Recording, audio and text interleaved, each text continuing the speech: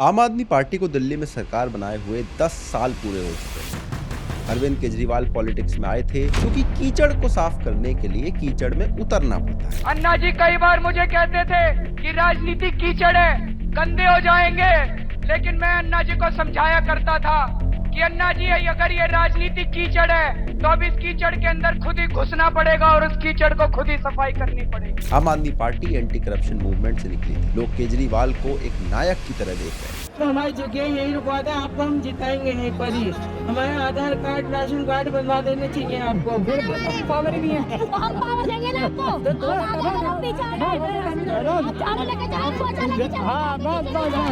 इसीलिए दिल्ली की जनता ने इन्हें रिकॉर्ड तोड़ मैंडेट से जिताया। Arvind Kejriwal has won from the New Delhi constituency with over 22,000 votes. Free बिजली, पानी, बस सर्विस देकर आम आदमी पार्टी ने प्रूव कर दिया कि फ्री बीस के दम पर बड़ी से बड़ी और पुरानी से पुरानी पार्टी को हराया जा सकता है। लेकिन आज हालत ये है कि अरविंद केजरीवाल खुद बेल पर बाहर है। दिल्ली गवर्नमेंट के आधे से ज्यादा मिनिस्टर जेल जा चुके हैं। जो पार्टी करप्शन के अगेंस्ट इतना बड़ा मूवमेंट लेकर खड़ी हुई थी, उसके लीडर्स के ऊपर करप्शन के चार्जेस लगना एक बहुत सीरियस बात है। 2024 लोकसभा इलेक्शन में केजरीवाल जी ने दिल्ली की जनता से कहा था कि अगर मुझे वोट नहीं दिया तो मैं जेल चला जाऊंगा। आप लोगों का जो बटन दबाओगे वो बटन अगर खूब झाड़ू पे दब गया तो मुझे जेल जाने की जरूरत नहीं पड़ेगी। इसके बावजूद भी आम आदमी पार्टी को एक भी सीट नहीं मिली। आज दिल्ली की हालत यह है कि जगह जगह पर सड़कें खुदी, पीने का पानी कलरफुल हो चुका है, सीवर लाइंस भरी पड़ी। सारी वोटें चाहिए उनको। उन्होंने वादा करा था हमारे से कि लास्ट पिछले साल की जो फरवरी है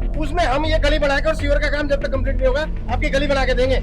आज तक कभी शकल दिखाने नहीं आया यहाँ पे कोई भी। यमुना पहले से ज्यादा गंदी है। दिल्ली फिस्कल डेफिसिट में जा रहा है और हर 300 मीटर पर नए नए ठेके खुल चुके हैं। पोल्यूशन, यमुना और लैंडफिल्स का इशू इनकी सरकार पिछले 10 साल में सॉल्व नहीं कर पाई। हर इशू पर दिल्ली सरकार या तो सेंटर को ब्लेम कर देती है या फिर पड़ोसी राज्यों को। पहले एमसीडी को भी ब्लेम किया करते थे, लेकिन अब वहाँ खुद ये पावर में आ चुके हैं तो अब उस पर सवाल नहीं उठाते। पोल्यूशन के लिए अब पंजाब को ब्लेम करना भी बंद कर दिया है क्योंकि वहाँ पे भी इनकी सरकार बन चुकी है। दिल्ली का बजट पहली बार डेफिसिट में जाने वाला है, लेकिन इसके बावजूद आम आदमी पार्टी फ्रीबीज पर फ्रीबीज प्रॉमिस किए जा रही है। अभी मैं किसी महिला को सुन रहा था कि फ्री की रेवड़ी खाएंगे मोटे होते जाएंगे। और अब आ रहे हैं दिल्ली में इलेक्शन। ये इलेक्शन अरविंद केजरीवाल की ब्रांड वैल्यू और आम आदमी पार्टी के फ्यूचर के लिए सबसे इंपॉर्टेंट इलेक्शन। कैसे, आइए देखें। 2011 में अन्ना हजारे दिल्ली में एक एंटी करप्शन मूवमेंट स्टार्ट करते हैं। अन्ना हजारे की सिर्फ एक डिमांड, लोकपाल की। हम तो अपनी सरकार भी नहीं बदलने के लिए कह रहे, हम तो एक कानून पास करने के लिए कह रहे हैं। Path that he has chosen to impose his draft of a bill upon Parliament is totally misconceived and fraught with great consequences for our parliamentary democracy. Lokpal का मतलब एक ऐसी इंडिपेंडेंट बॉडी जिसके पास ये पावर हो कि वो सेंट्रल गवर्नमेंट में इंक्लूडिंग प्राइम मिनिस्टर इन पर लगने वाले करप्शन चार्जेस को बिना किसी प्रेशर के इन्वेस्टिगेट कर पाए। यूपीए 2 में काफी सारे करप्शन स्कैम सामने आए, कॉमनवेल्थ स्कैम, 2G स्कैम, कोल स्कैम, और इसके बाद लोगों में सरकार के खिलाफ बहुत ज्यादा गुस्सा था। इसीलिए अन्ना हजारे का यह मूवमेंट काफी पॉपुलर हुआ। बड़े बड़े सेलिब्रिटीज, क्रिकेटर से लेकर लाखों लोग इस मूवमेंट का हिस्सा बनते चले गए। इस मूवमेंट में अन्ना हजारे के साथ कुछ सोशल एक्टिविस्ट भी जुड़े और इन्हीं में से एक थे अरविंद केजरीवाल।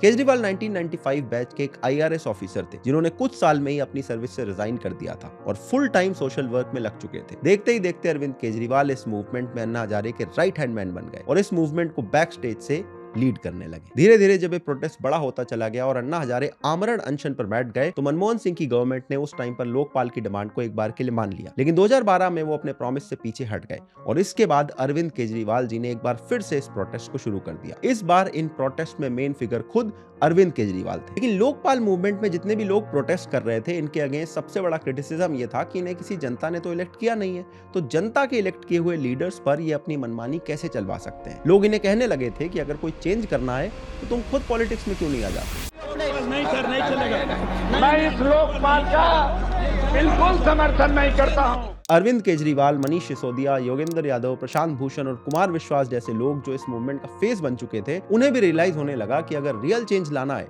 तो उन्हें खुद पावर में आना पड़ेगा। इसीलिए उन्होंने डिसाइड किया कि अगर जनता चाहेगी तो वो खुद की पार्टी बनाकर पॉलिटिक्स में उतर जाए। reached this point and having reached some kind of a dead end, I think the only way forward is political in a more obvious sense of the term, which is by forming a political organization, by contributing to a political alternative.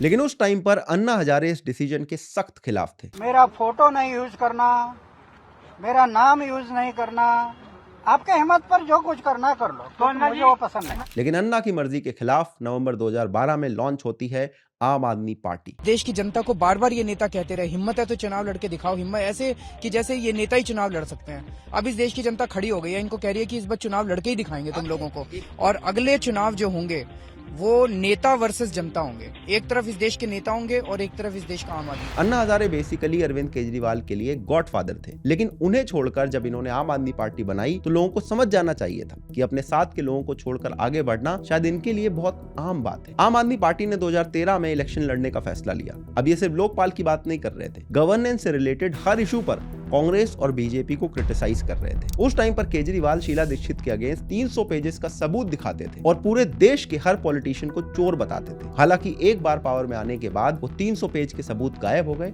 और जिस को इन्होंने चोर बोला था, आज उन्हीं सब के साथ पावर के लिए मौका मिलते ही इन्होंने हाथ मिला लिया है। उस टाइम पर अरविंद केजरीवाल अपने इंटरव्यू में बड़े बड़े क्लेम करते थे कि सरकार चाहे तो लोगों को फ्री में बिजली और पानी दे सकती है। अब कुछ हद तक इनके क्लेम बिलीवेबल थे, क्योंकि जितना पैसा करप्शन की वजह से वेस्ट हो रहा था, अगर वो सारा बच जाए तो जनता को कुछ फैसिलिटीज दी जा सकती थी। वैसे भी दिल्ली गवर्नमेंट का बजट 1993 से ही सरप्लस में चल रहा था। लोग अरविंद केजरीवाल को नायक फिल्म के अनिल कपूर की तरह देखने लगे थे। आम आदमी पार्टी ने अपने मैनिफेस्टो में कुछ बड़े प्रॉमिस कर दिए, जैसे कि अगर उनकी सरकार बनी तो दिल्ली जन लोकपाल बिल को ये पास करवाएंगे। इसके अलावा दिल्ली जल बोर्ड और इलेक्ट्रिसिटी बोर्ड का ऑडिट करवाया जाएगा, जिसके बाद बिजली के बिल पर 50% तक की कमी आएगी। वाटर सप्लाई ज्यादा रेगुलर हो जाएगी। मोहल्ला सभा के थ्रू पावर लोगों के हाथ में दे दी जाएगी। अब ये सारी बातें काफी प्रॉमिसिंग लग रही थी, क्योंकि लोग आम आदमी पार्टी को काफी ट्रस्ट करने लगे थे। इसके लीडर्स भी सारे पढ़े लिखे थे और इसलिए लोगों का विश्वास हो गया था कि ये लोग सिस्टम को साफ कर सकते हैं। 2013 के दिल्ली इलेक्शन में आम आदमी पार्टी ने 70 में से 28 सीटें जीती। केजरीवाल ने न्यू दिल्ली की सीट से 3 time sitting chief minister Sheila Dikshit को भी हरा डाला। Arvind Kejriwal has won from the New Delhi constituency with over 22,000 votes. That's a massive, massive victory. He has defeated Sheila Dikshit, the incumbent chief minister. There on your screen, Arvind Kejriwal has just come out on your screens right now. Look at the euphoria here at the Aam Aadmi Party's office. और मुझे पूरा यकीन है कि finally देश जीतेगा, लोग जीतेंगे, जनतंत्र जीतेगा, भारत जीतेगा। बीजेपी को 32 सीटें मिली और कांग्रेस को सिर्फ 8। सरकार बनाने के लिए 36 सीटों की जरूरत थी, लेकिन बीजेपी ने सरकार बनाने से मना कर दिया। इसके बाद आम आदमी पार्टी ने एक ऐसा डिसीजन लिया जिससे उनकी क्रेडिबिलिटी पर सबसे बड़ा क्वेश्चन मार्क लग गया। आपने डिसाइड करा कि वो कांग्रेस के एमएलएस के सपोर्ट के साथ सरकार बना लेंगे, उसी कांग्रेस के साथ जिसको वो पिछले 2 साल से गालियां दे रहे थे और जनता में जा जाके प्रॉमिस कर रहे थे कि इनके पॉलिटिशियंस को वो जेल में डलवा देंगे। आप दूध पीना सीख रहे हैं राजनीति में आके, हमें तो घुटनों के अभी घुटनों के बल चलना नहीं सीखा है। ये राजनीतिक जीवन में आ रहे हैं तो फांसी खाने के लिए आ रखे हैं। लेकिन उन्होंने ये कहकर इस डिसीजन को जस्टिफाई करा कि हमने दिल्ली की जनता से इसकी परमिशन ले ली। जिन लोगों को लगता है सरकार बननी चाहिए, जरा हाथ खड़े कर दें। आज भी अरविंद केजरीवाल अपने लीगल केसेस में खुद को जस्टिफाई करने के लिए यही तो कर रहे हैं और ये काफी डेंजरस है। और ये कैसे डेंजरस है मैं आगे वीडियो में आपको अच्छे से एक्सप्लेन कर दूंगा। खैर 28 दिसंबर 2013 को अरविंद केजरीवाल ने चीफ मिनिस्टर की शपथ ले ली, लेकिन सिर्फ 49 दिनों के बाद इस पोस्ट से इन्होंने रिजाइन भी कर दिया, क्योंकि आम आदमी पार्टी सरकार बनाने के बाद दिल्ली असेंबली में लोकपाल बिल को पास नहीं करवा पाई थी। ये मूव आम आदमी पार्टी के लिए थोड़ा रिस्की मूव था। लोग कह रहे थे कि हमने इनको इसलिए वोट नहीं दिया था कि ये रिजाइन करके भाग जाए, और रिजाइन करने के बाद दिल्ली के लोग उन्हें दोबारा चांस देंगे इसकी भी कोई ज्यादा गारंटी नहीं थी। लेकिन केजरीवाल को यह भी पता था कि कांग्रेस के साथ सरकार बनाने से उनकी लाइफ टाइम क्रेडिबिलिटी खराब होती जा रही है। रिजाइन करके अगर वो दोबारा इंडिपेंडेंटली आएंगे तो शायद जनता उन्हें एक चांस और दे दे। अब अरविंद केजरीवाल जी को चाहिए था थोड़ा सा समय, और किस्मत ने साथ दिया और उनको यह समय मिल गया। 2014 में लोकसभा और कुछ स्टेट के इलेक्शन होने थे, इसलिए इलेक्शन कमीशन ने दिल्ली के री इलेक्शन को 2015 तक पोस्टपोन कर दिया और दिल्ली में प्रेसिडेंट रूल लग गया। आम आदमी पार्टी के लिए यह बहुत बड़ा मौका था कि वो दोबारा से एक मोमेंटम गेन कर सके। इसका इन्हें बहुत फायदा हुआ। आम आदमी पार्टी का सोशल मीडिया गेम और ऑन ग्राउंड प्रेजेंस शुरुआत से ही बहुत स्ट्रांग रही है। नेशनल मीडिया में भी इन्हें काफी कवरेज दी जाती थी। धीरे धीरे इनके कैंपेन भी काफी स्ट्रांग होते चले गए। आपके लिए मीडिया इमेज सबसे इंपॉर्टेंट थी, क्योंकि मीडिया हाइप से ही इन्होंने अपनी पार्टी को बनाया था। इसीलिए मीडिया और इंटरव्यू मैनेजमेंट इन्हें बहुत अच्छे से आता था। इसी टाइम पर इनकी वो इनफेमस क्रांतिकारी वाली क्लिप वायरल हुई थी, जिसमें एक इंटरव्यू के बाद जर्नलिस्ट पुण्य प्रसून वाजपेयी से डिस्कस कर रहे हैं कि कौन से टॉकिंग पॉइंट पर जोर देना चाहिए और किस क्लिप पर ऑडियंस सबसे ज्यादा रिएक्ट करेगी। जरा ध्यान से सुनना इस क्लिप में क्या बातें हैं। वो थोड़ा थ्योरेटिकल है, कॉर्पोरेट जो बोल रहे थे ना, अच्छा काफ़ी थ्योरेटिकल है, उसमें मैं नहीं की। अच्छा तो वो एक तो उसमें ये जितना मिडिल क्लास है वो एंटी हो जाएगा, कि उनका पता है कि कितना ऑप्शन कंपनियों के मूवमेंट से बात में नहीं आ रहा। ओके, उस डिबेट में मैं पढ़ नहीं रहा था जानवर बाकी। और ये जो हाशिए पर जो 80% समाज इसमें बोलेंगे इसमें अब आ जाइए ना, उसको वो व्यक्त वही है ना असल में देश भर में। बिल्कुल। और ये बोलना भूल गया मैं। हाँ वो ये उसमें वो सब अगर हम उनके लिए कर रहे हैं, ये नहीं कहना चाह रहा कि ये सारे प्राइवेट वाले कर रहे हैं, कोई भी सरकार आ जाए प्राइवेट से कम यहाँ से उतना हम पूरे प्राइवेट सेक्टर को नकार देंगे। वो मिडिल क्लास बहुत क्रांतिकारी, बहुत ही क्रांतिकारी किसी को ज़्यादा चला दीजिएगा। मैंने वो चलेगा। अरे वही हम तो मैंने भगत सिंह वाला हिस्सा जो है तो साला बड़ा रिएक्शन है, बहुत रिएक्शन आएगा भगत सिंह वाला। लेकिन इतनी बड़ी कंट्रोवर्सी होने के बाद भी इनकी पॉपुलैरिटी पर कोई बहुत ज्यादा असर नहीं पड़ा। आप सपोर्टर और म्यूजिक कंपोजर विशाल ददलानी ने आपके लिए 5 साल केजरीवाल नाम से इलेक्शन एंथम भी कंपोज करा। कितनी अजीब सी बात है ना कि बीजेपी के सपोर्टर किसी म्यूजिशियन या एक्टर को आप देखो, इन्हें गोदी मीडिया बोल दिया जाता है, लेकिन आपके सपोर्टर खुद को खुद ही क्रांतिकारी बोल देते हैं, जबकि दोनों ही पार्टीज पावर में है। यही हाल इनके फेवरेट यूट्यूबर्स के साथ भी है। जब ये कैंपेन उस टाइम पे चल रहा था तो उसके लास्ट डेज में कुछ टीवी एंकर्स ने भी आम आदमी पार्टी को ज्वाइन कर लिया। आपने दिल्ली की जनता से अपने मैनिफेस्टो में 70 प्रोमिसेस किए। इसमें 2013 वाले प्रोमिसेस के अलावा कुछ और बड़े प्रोमिसेस किए गए थे, जैसे दिल्ली में 500 नए गवर्नमेंट स्कूल खुलेंगे, 20 नए डिग्री कॉलेजेस खुलेंगे, 2 लाख पब्लिक टॉयलेट्स बनेंगे और 900 नए प्राइमरी हेल्थ सेंटर्स बनेंगे। एयर पोल्यूशन को कम कर देंगे, यमुना को रिवाइव कर देंगे। ऐसे बड़े बड़े प्रोमिसेस भी इन्होंने कर डाले। यहाँ तक कि दिल्ली को फुल स्टेटहुड दिलाने तक का प्रॉमिस भी इन्होंने दिया था, जिसकी आजकल ज्यादा ये लोग बात नहीं करते हैं। केजरीवाल ने ये लिख के देना शुरू कर दिया था कि वो दिल्ली की 70 में से 70 सीटें जीतने वाले हैं। ज्यादातर लोग इसे ओवर कॉन्फिडेंस समझ रहे थे, क्योंकि इसी साल मोदी जी की फुल मेजोरिटी के साथ सेंटर में सरकार बनी थी और ऐसा लग रहा था कि दिल्ली में भी मोदी की वेव चल सकती है। लेकिन जब रिजल्ट आए तो लोग सरप्राइज थे। आम आदमी पार्टी ने 70 में से 67 सीट जीत ली थी। अरविंद केजरीवाल ने रिकॉर्ड तोड़ मैंडेट से अपनी सरकार तो बना ली, लेकिन जिस तरीके से बनाई इस पर खुद इनके पार्टी के फाउंडर्स बड़े बड़े सवाल उठाए। When the party was being captured, we didn't realize that it was being captured. Captured by? Captured by Arvind and the coterie around him. जिसके मतलब 700 करोड़ की प्रॉपर्टी है, अनअकाउंटेड, बेनामी, उसको टिकट दे रहे हैं, भ्रष्टाचार विरोधी। इसीलिए इलेक्शन जीतने के सिर्फ 1 महीने के अंदर इन दोनों ही लीडर्स को एंटी पार्टी एक्टिविटीज के चलते पार्टी से निकाल के बाहर कर दिया। 10 लोग पीछे से खड़े हुए, गद्दारों को बाहर करो, गद्दारों को निकालो। और इसके अंदर पार्टी के एमएलए कपिल मिश्रा, नितिन त्यागी, ये सब उस मॉब को लीड कर रहे थे। पार्टी की अपनी मीटिंग है, बंद कमरे में मीटिंग है, उसमें मॉब आ रहा है। अरविंद केजरीवाल उत्तेजित कर रहे हैं, पीछे से ये एमएलए पार्टी के खड़े होकर कह रहे हैं गद्दारों को निकालो। जोगिंदर यादव और प्रशांत भूषण के एलिगेशन के बाद भी अरविंद केजरीवाल की पॉपुलैरिटी में कोई ज्यादा कमी नहीं आई, लेकिन लोगों को समझ में आ गया था कि ये कोई आम आदमी नहीं है, बल्कि पूरे पॉलिटिशियन बन चुके हैं। सर आपकी बात को मैं बोल रहा हूँ, जो आपने बोला है या पार्टी विजन में है या स्वराज में है। स्वराज ये नहीं कि सारे बैठ के वोटिंग करेंगे और वोटिंग का जो रिजल्ट आएगा वो स्वराज है। स्वराज है चर्चा, सारे सबकी चर्चा, मेरी भी तो चलनी चाहिए ना थोड़ी बहुत।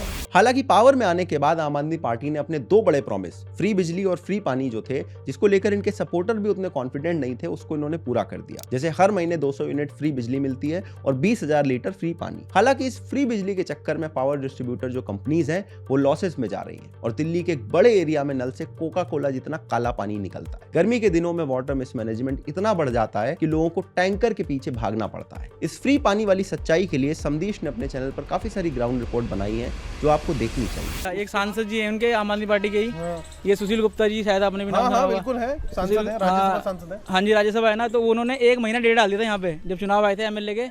तो 1 महीना उन्होंने यहाँ पे पीछे फ्लाईओवर के पास उन्होंने डेढ़ डाल दिया, रहने लग गए थे यहाँ कि मैं यहीं रहूँगा, चाहे जीतूँ चाहे मैं हारूँ, मैं यहीं रहूँगा और मैं अपने फंड से 1 करोड़ रुपये यहाँ पानी के लिए दूंगा कि पानी यहाँ आ जाए।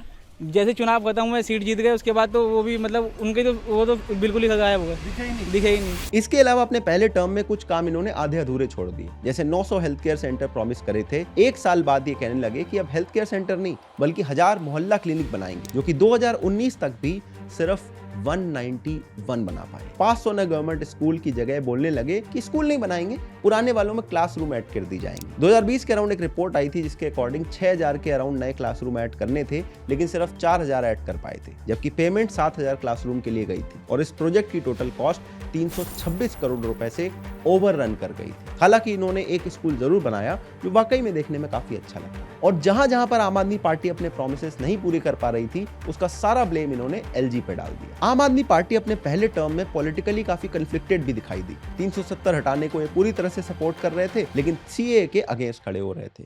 इस टाइम पर आम आदमी पार्टी को रियलाइज हो चुका था कि अगर श्योर शॉर्ट वे इलेक्शन जीतने का कोई है तो बस एक ही है, और वो है फ्रीबीज बांटना, जो दिल्ली में इतनी सक्सेसफुल हुई कि बाकी स्टेट्स ने भी इन्हें कॉपी करना शुरू कर दिया। 2020 के इलेक्शन से पहले अरविंद केजरीवाल की आखिरी रेवड़ी थी कि दिल्ली की विमेन के लिए हम फ्री में बस राइड चलवाएंगे। 2020 के मैनिफेस्टो में अरविंद केजरीवाल ने दिल्ली वालों के लिए 10 गारंटीज रखी थी। 24 घंटे फ्री इलेक्ट्रिसिटी और साफ पानी, जहां झुग्गी वहीं घर, राशन की door step delivery, 10 lakh senior citizen के लिए फ्री में तीर्थ यात्रा, यमुना रिवर साइड का डेवलपमेंट और कुछ ऐसे प्रोमिसेस जो पिछले 5 साल में पूरे नहीं कर पाए, जैसे पोल्यूशन कम करना, यमुना साफ करना, स्टेटहुड दिलवाना एटसेट्रा। एजुकेशन में इस बार नए स्कूल कॉलेजेस बनवाने की बात तो नहीं कर रहे थे, लेकिन स्पोकन इंग्लिश क्लासेस जैसा इनिशिएटिव इन्होंने डाल दिए थे। आम आदमी पार्टी की फ्रीबीज और ऑपोजिशन में कोई स्ट्रॉन्ग फेस ना होने की वजह से आप एक बार फिर से दिल्ली में एक बड़े मैंडेट के साथ वापस आ गए। हालांकि इस बार इनकी 5 सीटें कम आई थी और कुछ सीट्स तो इन्होंने काफी क्लोज मार्जिन से जीती थी। इनफैक्ट दिल्ली के डिप्टी सीएम मनीष सिसोदिया खुद सिर्फ 3200 वोटों से जीत कर आए थे, इसीलिए शायद इस बार उनकी सीट भी चेंज कर दी गई। बीजावसन,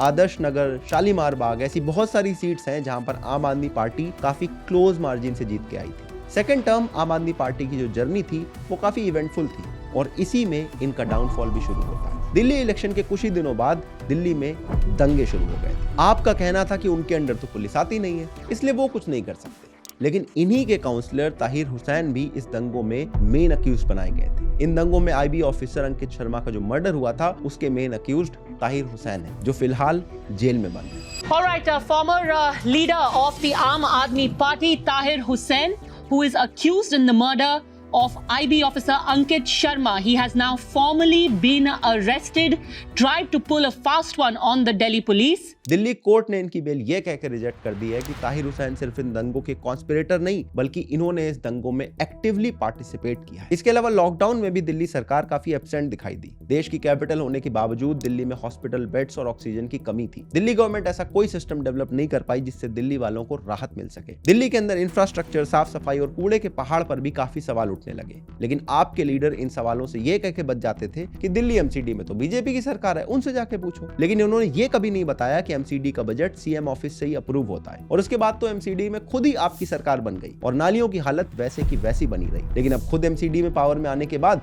इन्होंने उसको ब्लेम करना बंद कर दिया। इस टाइम पर दिल्ली में काफी ठेके भी खुले थे, एक बोतल पर एक बोतल फ्री जैसे ऑफर भी चल रहे थे। पहली बार ऐसा हुआ था कि दिल्ली में गुड़गांव से सस्ती दारू मिल रही थी। लोगों को लग रहा था कि ये कंपनीज जो है लॉकडाउन वाला स्टॉक क्लियर कर रही हैं, इसलिए ऑफर चल रहे हैं, लेकिन बात कुछ और थी। इस टॉपिक पर मैंने एक डिटेल वीडियो भी ऑलरेडी बनाया है। 2022 में ही एक रिपोर्ट में पता चला कि दिल्ली सरकार 2020 में स्टबल बर्निंग रोकने के लिए बायो डिकम्पोजर परचेज करना शुरू कर चुकी है। लेकिन यहाँ देखो कितना बड़ा खेल हुआ। 2 साल में इन्होंने 68 लाख रुपए खर्च करके डिकम्पोजर खरीदे, लेकिन इन्हीं 2 साल में इस प्रोजेक्ट को एडवर्टाइज करने के लिए दिल्ली की सरकार ने 23 करोड़ रुपए खर्च कर दिए थे। In fact Delhi government RRTS project के लिए भी फंड रिलीज नहीं कर पाई थी क्योंकि उनके पास फंड्स की कमी थी। लेकिन जब सुप्रीम कोर्ट ने पूछा कि आपने एडवर्टाइजिंग में कितने पैसे खर्च करे, तो पता चला कि 2020 से 2023 के बीच में दिल्ली सरकार ने एडवर्टीजमेंट पर 1000 करोड़ से भी ज्यादा स्पेंड करे। इसके लिए इनके पास कोई फंड की कमी नहीं हो रही थी। 2022 के अंदर ही आम आदमी पार्टी के लीडर और दिल्ली के हेल्थ मिनिस्टर सत्येंद्र जैन को भी मनी लॉन्ड्रिंग के केस में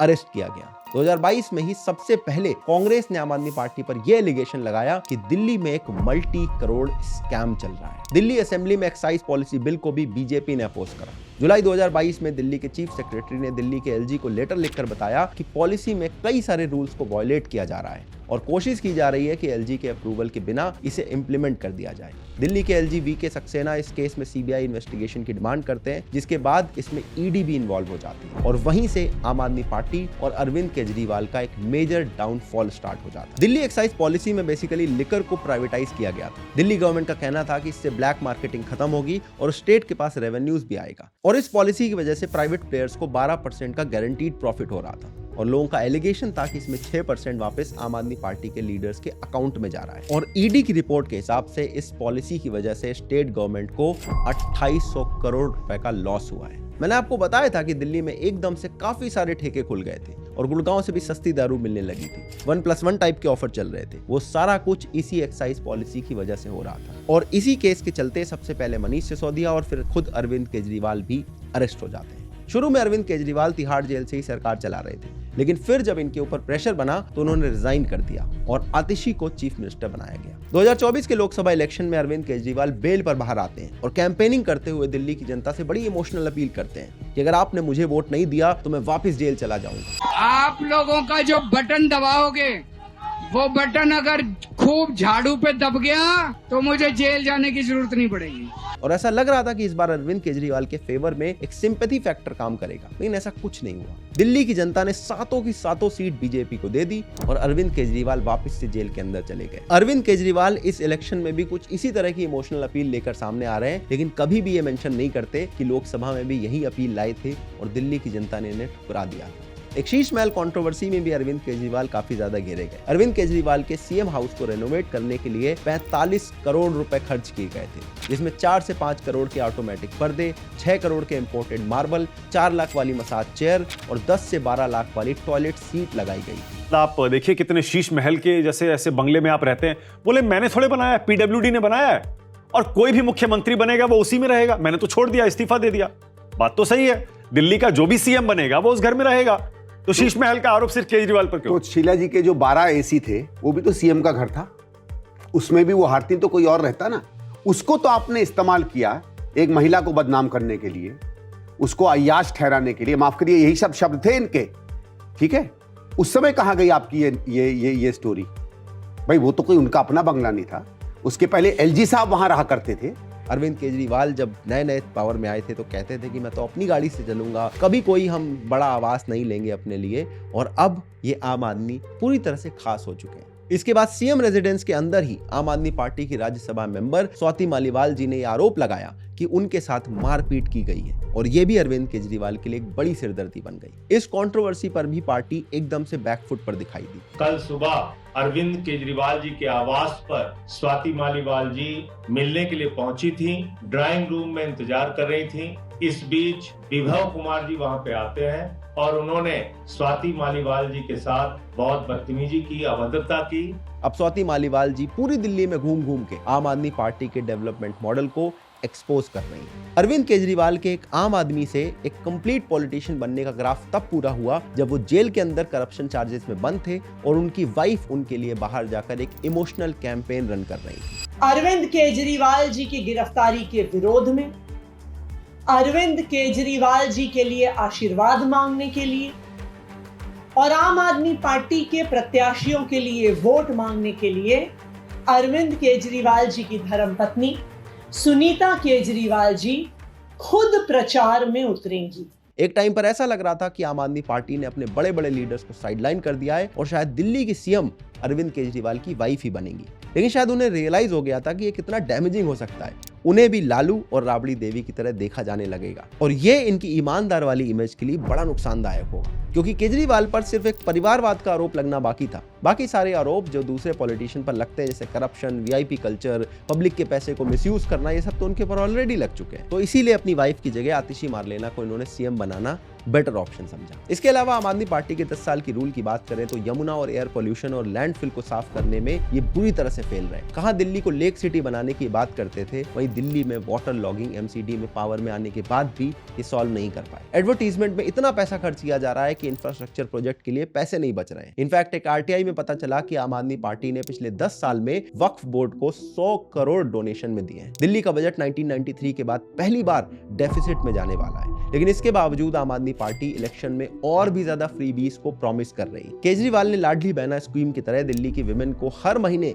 2100 रुपए देने का अनाउंसमेंट कराए। इसके बाद बेटी की शादी के लिए 1 लाख रुपए और देने का प्रॉमिस कराए। और इनके ये सारे प्रोमिसेस स्टेट बजट की हालत और टाइट करने वाले हैं। इन फ्रीबीज की वजह से सफर करेगा दिल्ली का इंफ्रास्ट्रक्चर और एक्चुअल डेवलपमेंट का काम। आम आदमी पार्टी शुरू से ही बहुत स्ट्रॉन्ग मीडिया पुश के साथ बनी थी और लोग भी इनके साथ थे क्योंकि इन्होंने एंटी करप्शन और एक नए तरह की राजनीति वाली बात करी थी। इसी वजह से इनके पावर में आने के बाद भी इनकी सोशल मीडिया टीम और इनके जो घरेलू यूट्यूबर हैं, इनको कोई भी गोदी मीडिया नहीं बुलाता है। लेकिन ये कितने बड़े गोदी मीडिया हैं, ये बात स्वाति मालीवाल वाले केस में प्रूव हो गई, जब इन यूट्यूबर्स ने as it is party line को कैरी करते हुए एक तोते की तरह बात करना शुरू कर दिया। लास्ट इलेक्शन से पहले भी इनके प्रमोशनल इंटरव्यूज कुछ खास यूट्यूबर्स के साथ हुए थे और इस बार भी ये होने वाले। इसीलिए अब लोग धीरे धीरे समझने लगे हैं कि हर पार्टी अपनी एक पर्सनल गोदी मीडिया टीम लेके चल रही है। आम आदमी पार्टी ने एक नए तरह की राजनीति प्रॉमिस करी थी, लेकिन हुआ इसका बिल्कुल उल्टा। जितने लोग इनके साथ एथिक्स की वजह से जुड़े थे, वो एक एक करके इनका साथ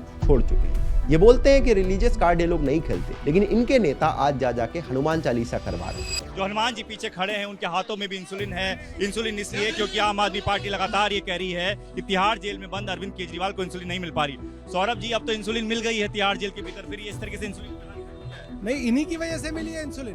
केजरीवाल बोलते हैं कि मोदी जी अपनी मां से मिलने भी कैमरा लेकर जाते थे, लेकिन अब एग्जैक्टली यही काम वो अपने पेरेंट्स के साथ कर रहे हैं। रिलीजियस कार्ड इन्होंने इतना ज्यादा प्ले कराए कि वक्फ को 100 करोड़ रुपए दे दिए, वक्फ को जमीन दी, इनकी सैलरीज बढ़वाई और इनके एमएलए अमानतुल्लाह वक्फ बोर्ड की पोजीशन में बैठे हैं। अब ये पुजारियों और ग्रंथियों को भी सैलरी देने की बात कर रहे हैं। फ्रीबीज के कल्चर से दिल्ली की इकोनॉमी ऐसे बर्बाद हो रही है कि इनका बजट पहली बार फिस्कल डेफिसिट में जाने वाला है। काम से ज्यादा पैसा एडवर्टीजमेंट में खर्च करने का ट्रेंड भी आम आदमी पार्टी ने शुरू करा है, क्योंकि ये पूरी की पूरी पार्टी बनी ही मीडिया मैनेजमेंट के बेसिस पर है। और मीडिया में आने वाले बहुत सारे जर्नलिस्ट जैसे आशुतोष, आशीष खैतान, ये सब लोग इनके बड़े इनिशियल मेंबर्स थे। आप जैसी पार्टी के लिए राज्यसभा सीट बहुत इंपॉर्टेंट होती है, क्योंकि इनके पास 2-3 सीट का कोटा रहता है। कुमार विश्वास को ये नहीं भेज पाए थे तो उन्होंने पार्टी छोड़ दी थी। ऐसे में स्वाति मालीवाल, जिनको उन्होंने खुद राज्यसभा भेजा, उनके लिए कितनी इंपॉर्टेंट रही होंगी। लेकिन जब उन्होंने सीएम आवास के अंदर अपने ऊपर मारपीट का आरोप लगाया तो उन्हें भी साइडलाइन कर दिया गया। ये एक एक करके अपने सारे कोर मेंबर्स को साइडलाइन कर देते हैं और ये पार्टी काफी हद तक डिक्टेटोरियल नेचर की तरह लीड करते हैं। जब लीगल केसेस में फंसे तो बोल दिया कि पब्लिक डिसाइड करेगी। लोकसभा में पब्लिक ने डिसाइड कर दिया, 0 सीटें दे दी, तो अब बोल रहे हैं विधानसभा में पब्लिक डिसाइड करेगी। अरे क्या ड्रामा लगा रखा है। पब्लिक वोट से अगर करप्शन चार्जेस खत्म हो जाते तो सारे नेता बिल्कुल पाक साफ हो जाते। लालू यादव को चोर क्यों बोलते थे? शीला दीक्षित को इतना बदनाम क्यों करा? यूपीए 2 के अगेंस्ट आवाज क्यों उठाई? भाई उन्हें भी तो पब्लिक नहीं जिताया था। इस हिसाब से तो बीजेपी भी बोल सकती है कि 3 टर्म से जीत के आ रहे हैं, अब हम कितना भी करप्शन करें हमें कोई कुछ नहीं बोल सकता, पब्लिक हमारे साथ है। मतलब इससे बेवकूफी वाली कोई बात हो सकती है क्या? और जिस पब्लिक का सपोर्ट लेकर पार्टी बनाई थी, उस प्रोटेस्ट में लोकपाल बिल का इशू सबसे इंपॉर्टेंट था। लेकिन जब से पार्टी बनी है, एक भी बार लोकपाल का नाम नहीं लाते। मतलब बस पावर की भूख थी, उसके लिए पब्लिक को पागल बना रहे थे। दिल्ली को स्टेटहुड दिलाने का इशू कितना इन्होंने उठाया, लेकिन अब पूरी तरह से भूल चुके हैं। जिनको चोर बोल के पावर में आए थे, उनके साथ आज इंडिया अलायंस बना के बैठे हैं। लालू यादव से लेकर शीला दीक्षित के अगेंस्ट 300 पेजेस के सबूत दिखाते थे, वो सारे कागज खा गए हैं क्या? जब तक एमसीडी में पावर में नहीं आए थे, तब तक दिल्ली में गंदगी के लिए उनको ब्लेम करते थे, ये बिना बताए कि एमसीडी का बजट सीएम ऑफिस से क्लियर होता है। अब वहां पावर में आ गए तो इस पर भी बोलना बंद कर दिया है। 3 साल पहले तक पंजाब से पॉल्यूशन आ रहा था, लेकिन जब से वहां आम आदमी पार्टी की सरकार बनी है, तब से सारा पॉल्यूशन का ब्लेम बस हरियाणा के ऊपर जा रहा है। आज भी पंजाब में पराली सबसे ज्यादा जलती है, इस बात पर कोई बात नहीं होती है। यमुना को साफ करने के वादे 2015 से चल रहे हैं। हर 5 साल में गोल पोस्ट को आगे खिसका देते हैं। मैंने 10 बार दिल्ली में बोला है कि अगर मैं 2025 तक यमुना साफ मत करूं, अगली बार मेरे को वोट मत देना। पर अरविंद, ये आपने 2015 में भी बोला था। नहीं बोला था, यमुना के लिए नहीं बोला था। यमुना को साफ किया जाएगा, यमुना साफ कर सकते हैं, यमुना हमारे लिए पवित्र नदी है। पोल्यूशन पर एक भी एक्शन नहीं ले पाए और बोलते हम कुछ कर ही नहीं सकते हैं। अरे भैया, इनसे पहले भी दिल्ली में सरकारें चलती थी, एलजी तब भी थे, सेंट्रल गवर्नमेंट भी होती थी, लेकिन आज से पहले इतना रोना किसी सरकार ने नहीं रोया। पहले भी सारे काम हो रहे थे, लेकिन ऐसा लगता है इनका प्लान है रो रो के पब्लिक के आगे बेचारे वाली इमेज बनाए रखना, ताकि 10 साल में पावर में रहने के बाद भी पब्लिक इन्हें एक अंडरडॉग समझे और इनकी सारी गलतियां माफ करती रहे। कोई इनके करप्शन चार्जेस पर सवाल ना पूछे जैसे इन्होंने 10 साल पहले दूसरों से पूछे थे। कोई इनसे अकाउंटेबिलिटी ना मांगे जैसे शीला दीक्षित से अकाउंटेबिलिटी मांगते थे। कोई इनके पालतू लोगों को गोदी मीडिया ना बुलाए। बस यही दूध के धुले दिखते रहे और लोग इनका गुणगान करते रहे।